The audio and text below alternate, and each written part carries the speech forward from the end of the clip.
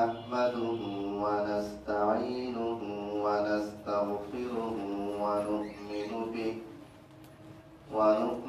به ونتوكل عليه ونعوذ بالله من شرور أنفسنا ومن سيئات أعمالنا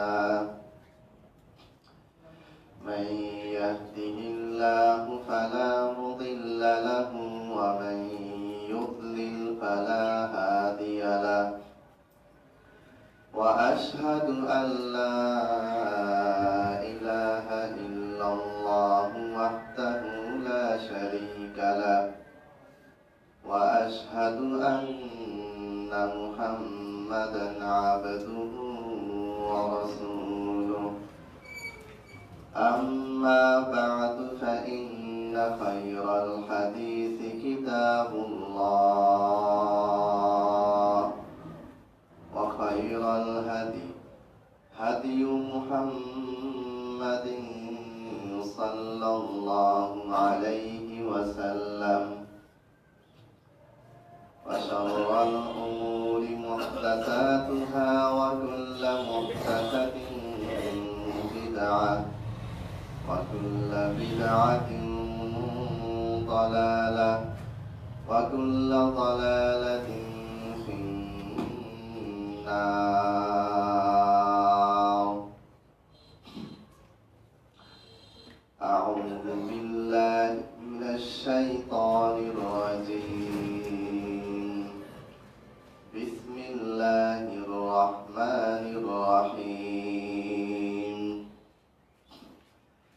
يا أيها الذين آمنوا اتقوا الله حق تقاته ولا تموتن إلا وأنتم مسلمون.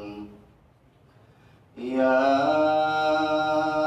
أيها الناس اتقوا ربكم الذي خلقكم من نفس واحدة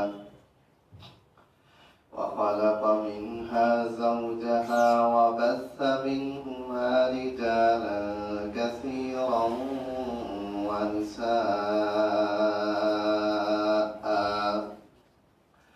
واتقوا الله الذي تساءلون به والأرحام إن الله كان عليكم رقيبا.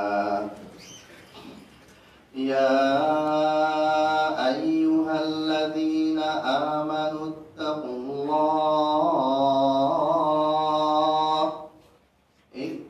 الله وقولوا قولا سديدا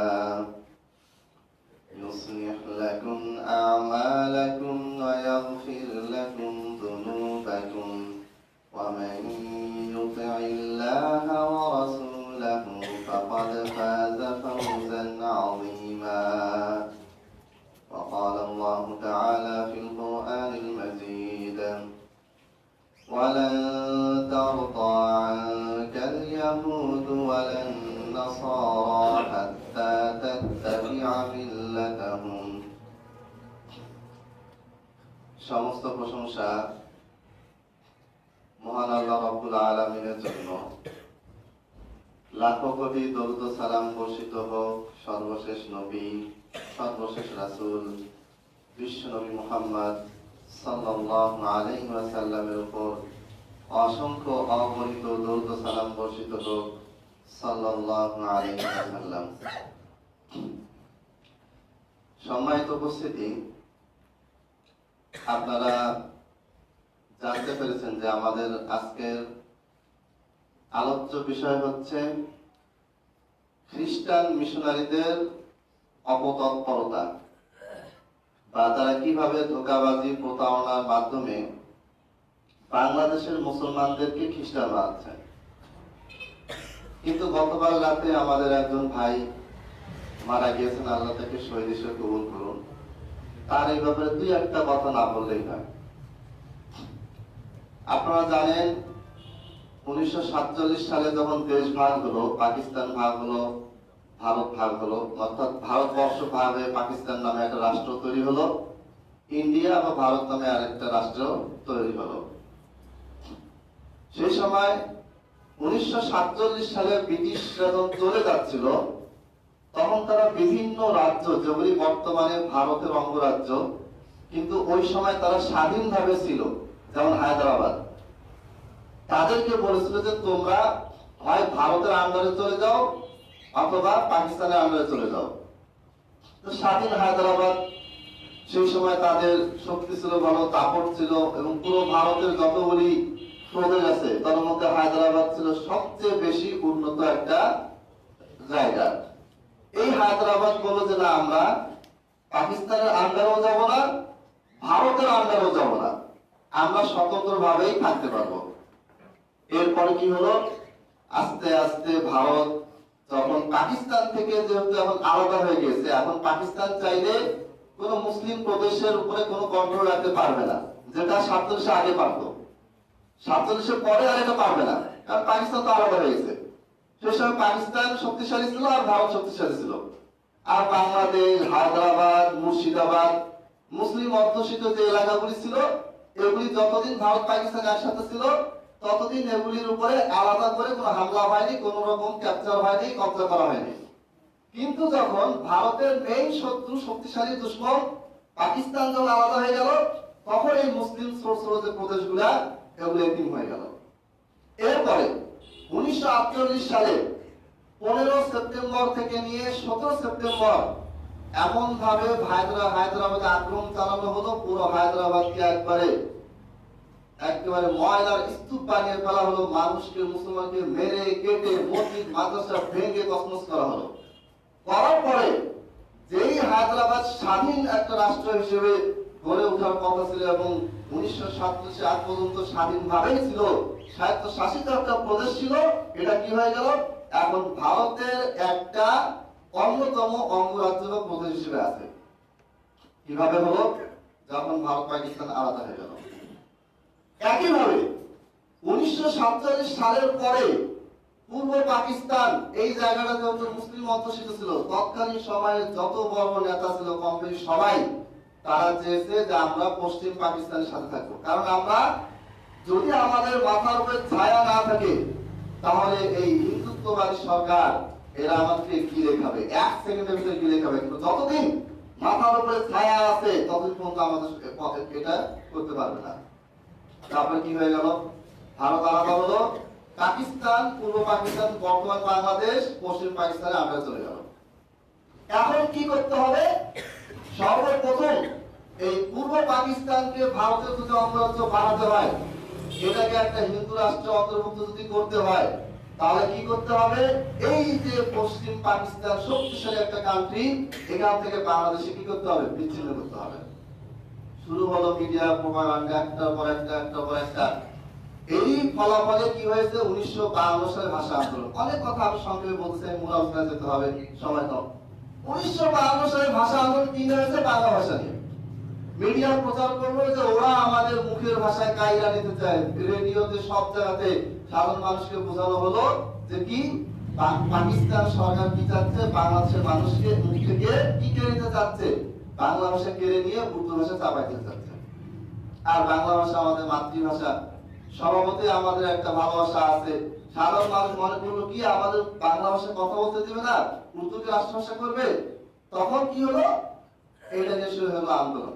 আসলে সেই সময় কায়েদে আজম মোহাম্মদ আলী জিন্নাহ বলেছিল যে উর্দু হবে অন্যতম একটা রাষ্ট্রভাষা, পুরো পাকিস্তানেও অন্যতম একটা রাষ্ট্রভাষা হিসেবে উর্দু থাকবে, এবং এটা যদি বাংলাদেশের জনগণকে জানানো হতো তাহলে তারা আপত্তিও করতো না, কারণ তখন বাংলাদেশের প্রচুর পরিমাণে মানুষ উর্দু ভাষায় কথা বলে। আপনি পুরান ঢাকায় যান, সেখানে কম বেশি সবাই উর্দুতে কথা বলতে পারে। আমি যে সৈয়দপুরে থাকি সবাই কম বেশি উর্দুতে কথা বলে। আর মুসলমানদের ভিতরে ভাষা নিয়ে কোনো প্রবলেম নেই, বাংলা ভাষার সাথে আরো 10টা ভাষার সাথে সমস্যা উঠায়। কিন্তু ওই যে মাথায় মিডিয়া একটা প্রোপাগান্ডা তৈরি করে মিথ্যাচার ঢুকিয়ে দিয়েছে যে বাংলায় কথা বলতে দিবে না। পরে কি হলো, বাংলাদেশের মানুষ রাগে ফুসতে এক পর্যায়ে কি হলো, ভাষা আন্দোলন শুরু হলো, গোলাগুলি হলো, অনেক কিছু হলো।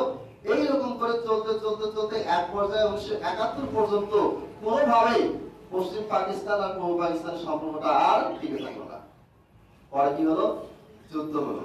গোটা পৃথিবীতে ভারতের মিডিয়া প্রচার করেছিল, সেই সময় জেনারেল অরোরা তার একটা সাক্ষাৎকার নেওয়া হয়েছিল, বিদেশের সাংবাদিকরা বিবিসি থেকে তার সাক্ষাৎকার নিয়েছে।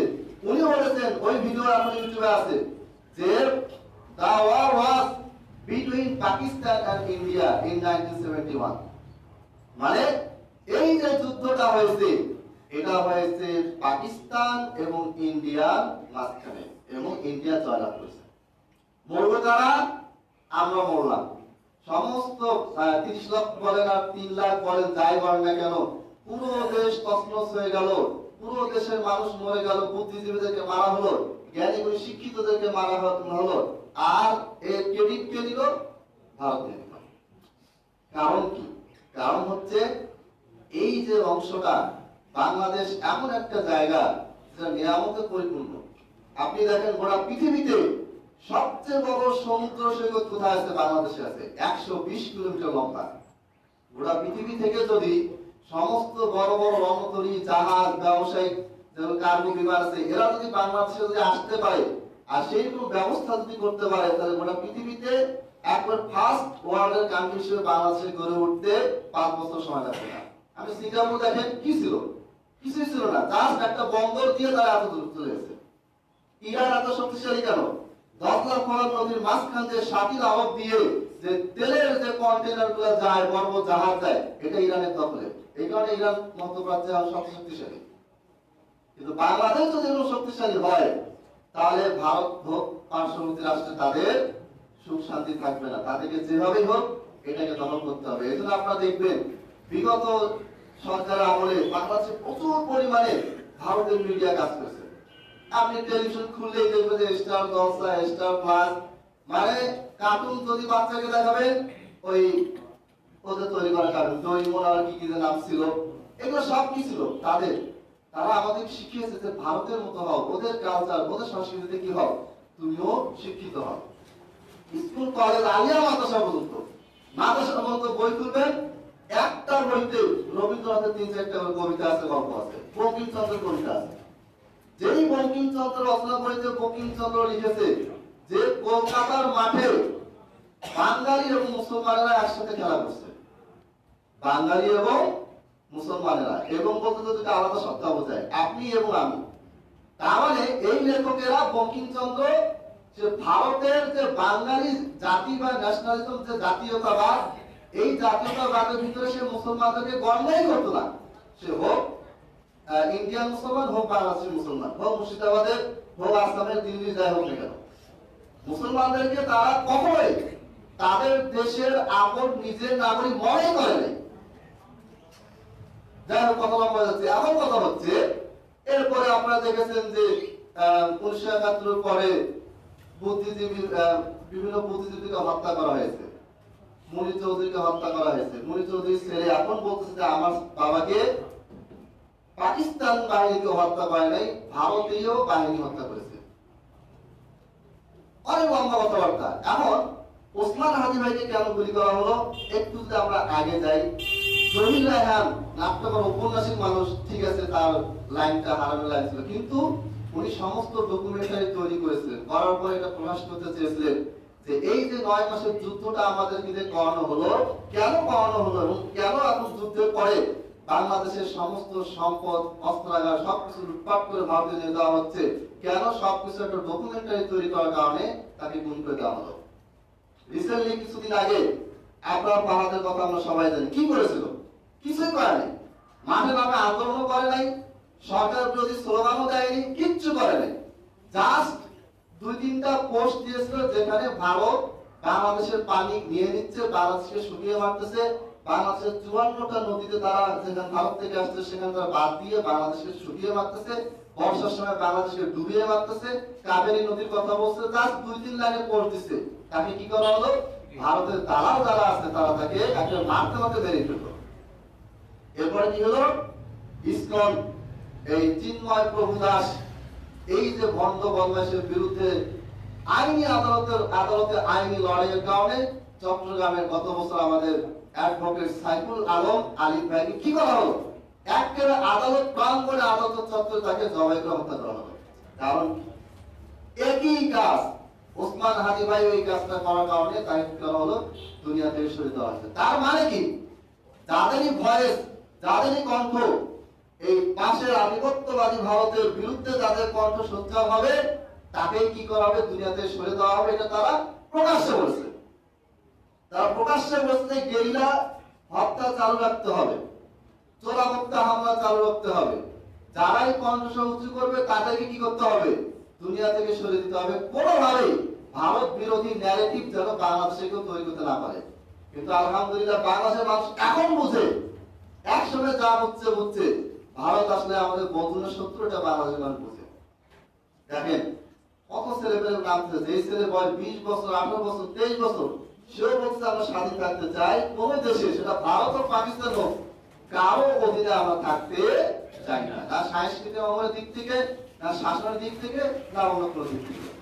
সম্মানিত উপস্থিতি, এটা অনেক লম্বা কাহিনী। মোট কথা হচ্ছে আমাদেরকে এক কালিমা লা ইলাহা ইল্লাল্লাহ এর অধীনে ঐক্যবদ্ধ থাকতে হবে। মনে রাখবেন, যদি বাংলাদেশ, ভারত হোক, নেপাল হোক, কোন অমুসলিম কান্ট্রি বা কোন অমুসলিম দেশের যদি অঙ্গরাজ্য হয়ে যায়, তাহলে আজকে আমরা যেভাবে দাঁড়িয়ে খুতবা দিচ্ছি, এটা আমরা দিতে পারবো না। ভারতের অসংখ্য মসজিদ ভেঙে ফেলা হয়েছে, বাবরি মসজিদকে ভেঙে ফেলা হয়েছে। বাবরি মসজিদ কি কারণে ভাঙা হয়েছে? বাবরি মসজিদের ভিতরে নাকি কি ছিল? ওটা নাকি রামের মন্দির ছিল। হ্যাঁ, রামের মন্দির যে ছিল, গোটা ভারতের সব মসজিদের ভিতরে কি মন্দির খুঁজে পাওয়া যাচ্ছে? নাকি রাম মন্দির সব বড় বড় যারা ঋষি মনীষী এরা মসজিদের এরিয়ায় গিয়ে ওখানে থেকে ইসলাম গ্রহণ করতে চাইছিল? কি কাহিনী? কি কাহিনী? কিছুই না। মুসলমানদের মসজিদ মাদ্রাসা দখল করো, এটাকে কি বানাও? এটাকে মন্দির বানাও, এটাকে তাদের সনাতনী ধর্মের একটা উপাসনা তৈরি করো। আর তাদের রাগ, আরেকটা কারণে তাদের রাগ আমাদের উপর, সেটা হচ্ছে যে এক সময় বাংলাদেশে মুসলমান কবে থেকে এসেছে? মানে আল্লাহ নবী সাল্লাল্লাহু আলাইহি ওয়াসাল্লামের মৃত্যুর 1400 বছর গেছে। আস্তে আস্তে সাহাবীরা, তাবেঈরা তারা এই দেশে এসেছেন, তারা ব্যবসা বাণিজ্য করেছেন, এখানকার মানুষের সাথে মিশেছেন, ইসলাম প্রচারের মাধ্যমে আস্তে আস্তে আগে যারা বৌদ্ধ ছিল মুসলমান হয়েছে, আগে হিন্দু ছিল মুসলমান হয়েছে, বিভিন্ন ধর্মের অনুসারে মুসলমান হয়েছে। এই যে মুসলমান হতে হতে, ভারতে তো 1400 বছর আগে তো মুসলমান ছিল না, বাংলাদেশের এই এরিয়াতে তো 1400 বছর আগে মুসলমান ছিল না, মুসলমান পরে হয়েছে। এইখানে তাদের রাত, এরা বিদেশ থেকে, বাইরে থেকে আসছে, বুলেটস বলেন, অনার্স বলেন, এরা বাইরে থেকে এসে আমাদের মানুষগুলাকে এরা কি করেছে? মুসলমান বানিয়েছে।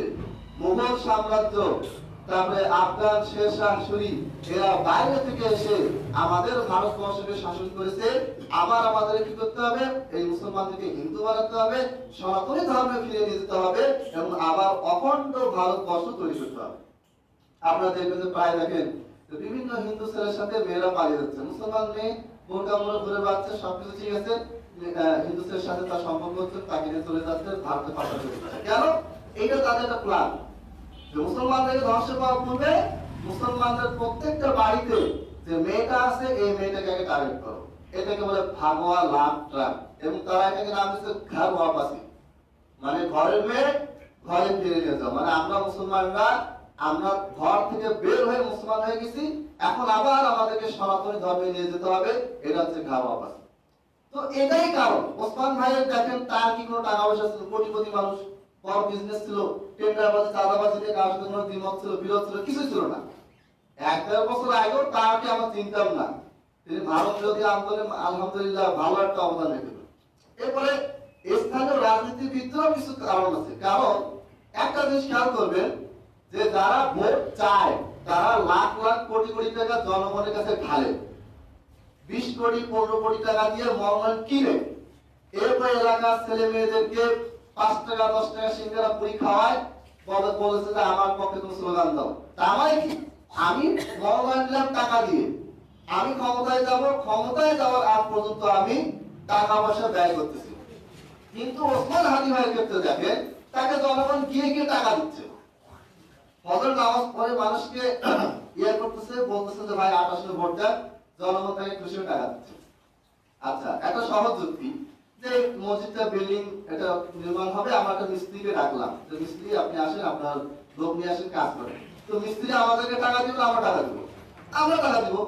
তো আমরা এমপি হিসেবে যাকে মনোনয়ন দিব, তো যাকে আমরা মানে চয়েস করব যে এই লোকটা এমপি, এই লোকটা আমাদের হয়ে কাজ করবে, তো ওই এমপি কি আমাদেরকে টাকা দিবে না আমরা তাদেরকে টাকা দিব? আমরা টাকা দিব।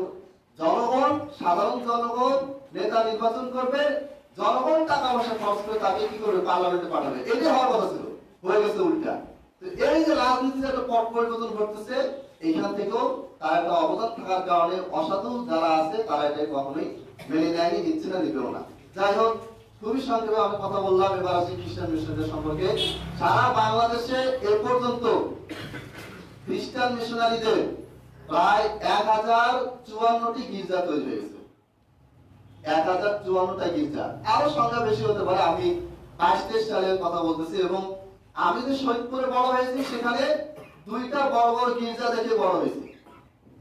রোমান ক্যাথলিক গির্জা পুরো বাংলাদেশের সর্বপ্রথম শহীদপুরে এটা প্রতিষ্ঠিত হয় 1886 সালে, 85 বা 86 সালে। এবং এই গির্জাগুলোর কি কাজ আপনি কিছুই বুঝতে পারবেন না। মনে হবে যে একটা বিল্ডিং আছে, কখন তারা কি করে, কখন আসে, কখন যায়, কোনো কিছু নজর পড়বে না। আপনি দেখেন সারা বাংলাদেশে এই শীতকালে ওয়াজ মাহফিলের ধুম, মাশাআল্লাহ, ওয়াজ মাহফিল তো সব এলাকায় হচ্ছে। প্রত্যেকদিন হাজার হাজার ওয়াজ মাহফিল হচ্ছে। আজকের এই জুমাতে সারা বাংলাদেশে লক্ষ লক্ষ মসজিদে জুমার খুতবা হচ্ছে। বলেন তো দেখি, এত কিছু পরেও কয়টা খ্রিস্টান মুসলমান হয়েছে, কয়টা অমুসলিম মুসলমান হয়েছে, কয়টা মুরতাদ মুসলমান হয়েছে?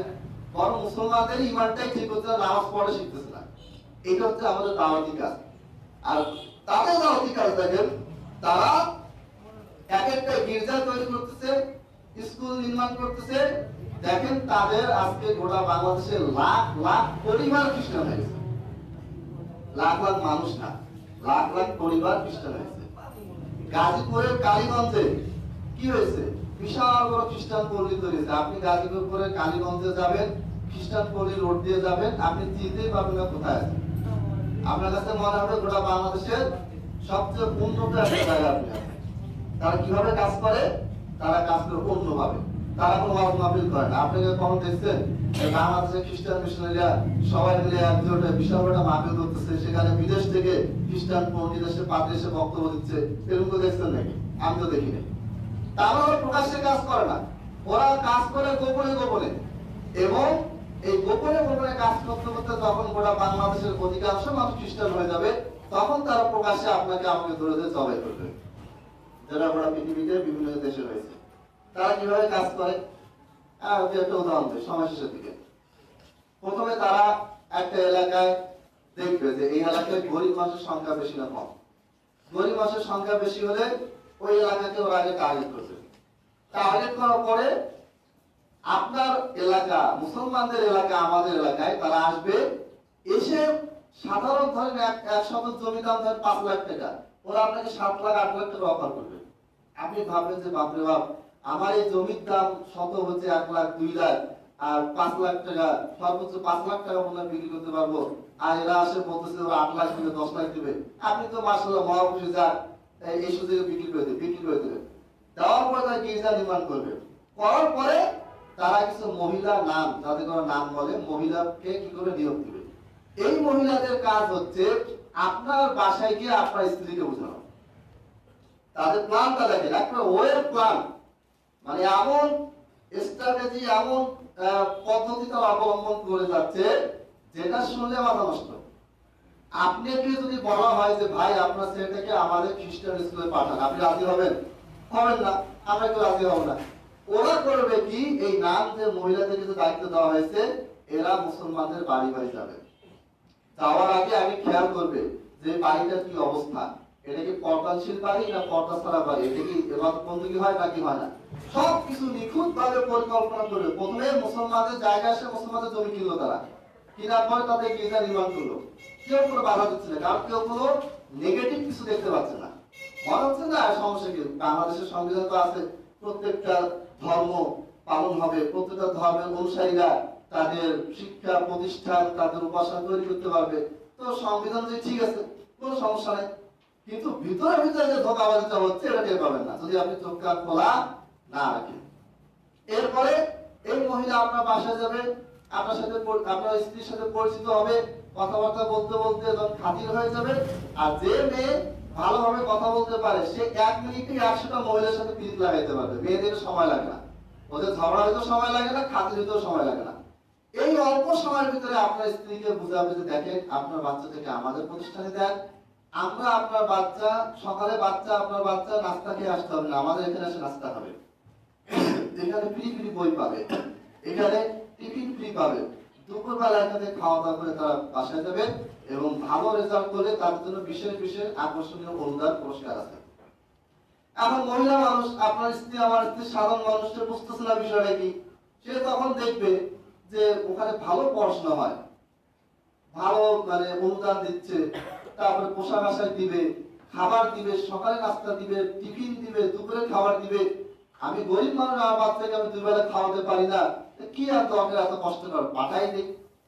সে কেন এত অনুদান দিচ্ছে, সুযোগ দিচ্ছে, এইটা আপনার স্ত্রী বা আমার স্ত্রী বুঝবে না। আর যদি কোনো ফ্যামিলি কোনো মহিলা যে বুঝে, তো ওর কাছে এরা গিয়ে দাওয়াত দেবে না, এরা দাওয়াত দেবে কাকে, যে বুঝবে না। এরপরে এভাবে করে আপনার স্ত্রী যখন আপনাকে বলবে যে বাচ্চাটাকে দিয়ে দাও না, কি সমস্যা, তো ভালো লেখাপড়া হচ্ছে, অন্যান্য স্কুল কলেজ তো লেখাপড়া হচ্ছে, কিন্তু সেখানে তো টাকা দিতে হচ্ছে আমাদেরকে, আর এখানে এরাই টাকা দিবে, এরাই নাস্তা দিবে, এরাই অনুদান দিবে, জামা কাপড় দিবে, পুরস্কার দিবে, কত কিছু দিবে। তখন স্বভাবতে কি হবে, আপনি আমি একসময় স্ত্রীর কথা শুনতে শুনতে গড়ে যাচ্ছে এবং আমাদের সন্তানকে তাদের প্রতিষ্ঠানে পাঠাচ্ছে। এইভাবে করে তারা সারা বাংলাদেশে কত হাজার স্কুল করেছে এটা হিসাব মানে আমার মনেই নেই। নটরডেম, হোলি ক্রস, কাদের তাদের। এবং এই স্কুলগুলোতে কখনোই তারা আপনাকে ইসলাম ধর্মের বিরুদ্ধে কিছু শিখাবে না, কিন্তু তারা তাদের বাইবেলের বিভিন্ন অংশ শিখাবে, যেগুলি আপনাদের মাথায় ঢুকলে আস্তে আস্তে আপনার ভিতরে মুহাম্মদ সাল্লাল্লাহু আলাইহি ওয়াসাল্লামের পরিবর্তে যীশু খ্রিস্টের প্রতি আপনার ভালোবাসা জানবে। যীশু খ্রিস্টকে ঈসা আলাইহিস সালামকে যীশু খ্রিস্ট বলে। একটা উদাহরণ দেই, আমার ওয়াইফের আমার 2টা ছেলে, বড় ছেলে এবং আমার ছোট ছেলে প্লেতে ভর্তি করাইছি। তো সৈয়দপুরের মানে ডেলিভারির সময় চলে আসতেছে, খুব ক্রিটিক্যাল অবস্থা। সৈয়দপুরে 2টা ক্লিনিকে 3টা ক্লিনিকে নিয়ে গেলাম, সবাই বলতেছে ভাই এটা নরমালি ডেলিভারি হবে না, যেভাবে হোক কি করতে হবে, এটাকে সিজার করাতে হবে। তা আমার ওয়াইফের কথা ছিল যে না আমি সিজার করাবো না, নরমালি করবো, কোনোভাবে সিজারে যাবো না। ঠিক আছে, আমি সিজার ছাড়া কারা করাবে? আমাদের বাড়ি থেকে পার্বতীপুর ল্যাম্প হসপিটাল প্রায় 17-20 কিলোমিটার দূরে, ওইখানে নিয়ে গেলাম। ওইখানে যাওয়ার 6 ঘন্টা পরে তার নরমাল ডেলিভারি হলো। পরে আমি ওকে জিজ্ঞেস করলাম যে এই যে ল্যাম্প হসপিটাল এটা খ্রিস্টান মিশনারিদের, ওখানে তোমার সাথে কেমন ব্যবহার করলো? বলে যে যখন বাচ্চা প্রসবের আগে, বাচ্চা প্রসবের পরেও, বাচ্চা প্রসবের আগে এসে বলতেছে, মানে ডাক্তাররা এই নার্সরা এসে বলতেছে যে আপনি কোনো চিন্তা করবেন না, যীশু খ্রিস্টের আশীর্বাদে আপনার একটা খুব সুন্দর ফুটফুটে বাচ্চা হবে। সবই ঠিক, মানে পুরো অল্প টাকা, মাত্র 1600 টাকায় সবকিছু হয়েছে, যত মানে খরচ পড়ছে 1600 টাকায় শেষ, তাও ওষুধ টষুধ কিনতে যা খরচ হয়েছে, মানে একেবারে নামমাত্র মূল্যে সেবা দিচ্ছে। নরমাল ডেলিভারিতে মানে সবকিছু বাহ্যিকভাবে সবকিছু ঠিক আছে, কোনো দুর্নীতি দুইটা পারে না, আসলে দুর্নীতি করছে না, কিন্তু এর ভিতরে আছে এর পর্দার অন্তরালে কি হচ্ছে সেটা কেউ জানে না। একটা মেয়ে যার এখন বাচ্চা প্রসব হচ্ছে, তাকে যদি এখন বোঝানো হয় যে যীশু খ্রিস্টের আশীর্বাদে তোমার একটা ফুটফুটে বাচ্চা হবে, টেনশন করো না, ওর ব্রেন ওটাই কাজ করবে, শয়তান ওই জিনিসটা তার ব্রেনে ঢুকাই দেবে। এরপরে বাচ্চা হওয়ার পরে ওই বাচ্চাকে কোলে নিয়ে মায়ের বুকে দিল, আর বলছে দেখছো বোন, যীশু খ্রিস্টের আশীর্বাদে দেখো তোমার কত সুন্দর একটা বাচ্চা করে, সব যীশু খ্রিস্টের আশীর্বাদ। যতক্ষণ আছে জ্ঞান জ্ঞান জ্ঞান করতেছিল। এই মাদারীপুরেও তো ওরা ডিভাইস তৈরি করে প্রায় সব জায়গায় ছড়াই দিচ্ছে। ডিভাইসটাকে একটা অডিও ডিভাইস, এটা আপনার ওই রেডিওর মতো, চার্জ দিয়েও চলে, সোলার দিয়েও চলে। এইখানে এসে আমি এটা দেখছি। তো এইভাবে করে তারা কাজ করে যাচ্ছে, প্রচারপত্র বিলি করে যাচ্ছে, তারা গোপনে গোপনে কাজ করতেছে, গোপনে গোপনে তারা একটা নীরব বিপ্লবের দিকে যাচ্ছে। আজ থেকে 5-7 বছর পরে যখন গোটা বাংলাদেশে একটা মসজিদের পাশে যখন 10টা গির্জা দেখা যাবে, তখন আর আমাদের হাই হাই করে লাভ হবে না। এখন সতর্ক থাকতে হবে, সোচ্চার থাকতে হবে। আমাদের কথা হচ্ছে প্রত্যেকটা ধর্ম বাংলাদেশে অ্যালাউ, তারা পারমিটিভ, তারা তাদের ধর্ম প্রচার করবে, সংবিধানে অ্যালাউ আছে, কোনো অসুবিধা নেই। কিন্তু এইভাবে গরিবদেরকে টাকা পয়সার লোভ দেখিয়ে, বাড়ি গাড়ি দেওয়ার লোভ দেখিয়ে ধোঁকাবাজি করে যারা ধর্ম প্রচার করে এদের বিরুদ্ধে আমাদের অবস্থান থাকবে, এবং যারা মোহাম্মদ সাল্লাল্লাহু আলাইহি ওয়াসাল্লামের বিরুদ্ধে মিথ্যা কথা বলে, এই যে যত নাস্তিক পেজ আছে, যত কিছু সবকিছু মিশনারিদের শেখানো বক্তব্য দ্বারা দেয়। আপনি যত ইসলাম বিদ্বেষী নাস্তিক মোরতাদ দেখবেন, এরা যত অভিযোগ আনে কোরআনের উপরে, হাদিসের উপরে, রাসূল সাল্লাল্লাহু আলাইহি ওয়াসাল্লামের উপরে, সাহাবীদের উপরে, সবকিছু খ্রিস্টান মিশনারি ওরিয়েন্টালিস্টদের দেখানো, আর কিছু না। এগুলো থেকে আমাদেরকে সজাগ থাকতে হবে। মনে রাখবেন, আপনার প্রতিবেশী কেউ যদি তার সন্তানকে খ্রিস্টান স্কুলে পাঠায়, আপনার দায়িত্ব হচ্ছে তাকে বোঝানো। সে যদি না বোঝে সেটা পরের কথা, কিন্তু আপনার আমার দায়িত্ব তাকে বোঝানো। সারা বাংলাদেশে যে হাজার হাজার খ্রিস্টান মিশন স্কুল আছে, এগুলো দিয়ে খ্রিস্টান পড়ে, সব মুসলমান বাচ্চা পড়ে, পড়তে পড়তে খ্রিস্টান হয়ে যায়। সৈয়দপুরে দুইটা স্কুল, সেন্ট জেরোজা, সেন্ট পল, দুইটারই গেটে বিশাল করে ওই ক্রসের ছবি দেওয়া আছে, ক্রস ছবি দেওয়া আছে। ঢোকার সময় আপনার গেট দিয়ে কি করতে হবে? ক্রস চিহ্ন পার হয়ে যেতে হবে। মানে কি? আপাতত দৃষ্টির মধ্যে মনে হচ্ছে কিছুই না, কিছুই না। আপনাকে মোরতাদ বানানোর জন্য এই গেট খোলানো হয়েছে, মোরতাদ বানানো হয়েছে। লাখ লাখ পরিবারকে বানানো হয়েছে, কত মানুষের খ্রিস্টান হয়েছে হিসাবের বাইরে। এগুলো হিসাব করতে গেলে মাথা নষ্ট হয়ে যাবে। যাই হোক, এখানে আমি শেষ করছি। আল্লাহ তাআলা আমাদেরকে এই ধরনের আধিপত্যবাদী যত অপশক্তি আছে, ধর্মের নামে হোক, রাজনীতির নামে হোক, রাষ্ট্রের নামে হোক, আর ভূখণ্ডের নামে হোক, যারা বাংলাদেশের মুসলমানদেরকে মুরতাদ বানানোর প্রোগ্রাম নিয়েছে, বাংলাদেশকে দখল করার চেষ্টা করে যাচ্ছে, বাংলাদেশকে ধ্বংস করার চেষ্টা করে যাচ্ছে, বাংলাদেশের বুক থেকে ইসলামকে, কোরআনকে মুছে দেওয়ার চেষ্টা করে যাচ্ছে, তাদের বিরুদ্ধে আল্লাহ তাআলা আমাদেরকে ঐক্যবদ্ধ হওয়ার তৌফিক দান করুন। আমিন। ওয়া আমিন দাওয়ানা আলহামদুলিল্লাহি রাব্বিল আলামিন। আলহামদুলিল্লাহ আলহামদুলিল্লাহ নাহমাদুহু ওয়া নাস্তাঈনুহু ওয়া নাস্তাগফিরুহু ওয়া নু'মিনু বিহি ওয়া নাতাওয়াক্কালু আলাইহি ওয়া না'উযু বিল্লাহি মিন শুরুরি আনফুসিনা ওয়া মিন সাইয়্যাতি আ'মালিনা মান yahdihillahu ফালা মুদিল্লা লাহু ওয়া মান yudlil ফালা হাদিয়া লাহু ওয়া আশহাদু আন লা ইলাহা ইল্লাল্লাহু ওয়াহদাহু লা শারীকা লাহু ওয়া আশহাদু আন্না মুহাম্মাদান আবদুহু ওয়া রাসূলুহু। اللهم صل على محمد وعلى آل محمد كما صليت على إبراهيم وعلى آل إبراهيم إنك حميد مجيد. ربنا آتنا في الدنيا حسنة وفي الآخرة حسنة وقنا عذاب النار. ربنا ظلمنا أنفسنا وإن لم تغفر لنا وترحمنا لنكونن من الخاسرين. عباد الله رحمكم الله، إن الله يأمر بالعدل والإحسان وإيتاء ذي القربى وينهى عن الفحشاء والمنكر والبغي يعظكم لعلكم تذكرون. فاذكروني أذكركم واشكروا لي ولا تكفرون.